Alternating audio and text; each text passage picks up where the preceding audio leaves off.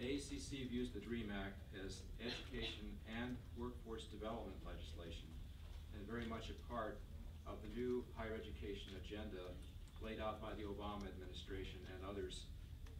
Community colleges are being called upon to enroll and graduate larger numbers of students to return this country to world leadership in higher education attainment, as Dr. Dungy mentioned.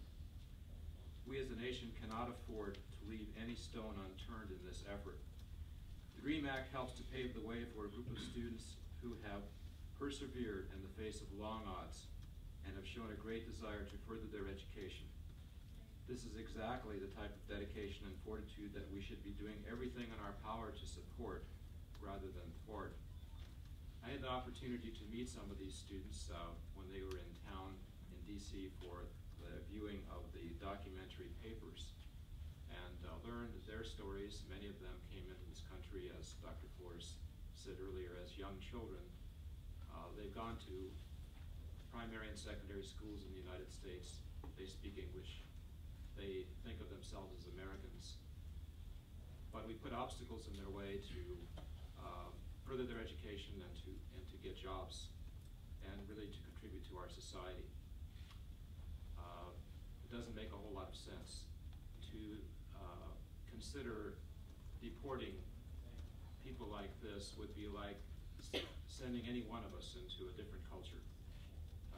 It doesn't make any sense for these students.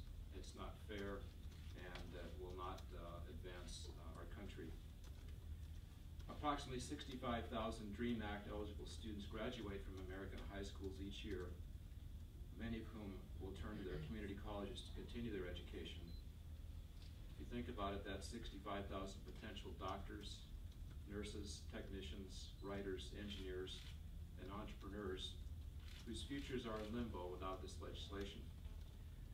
Our society invests tremendous resources in these students, as Dr. Flores said, at the elementary and secondary education levels, yet we severely diminish the value of that investment by not providing these students with a clear path to higher education and the highly skilled workforce that needs them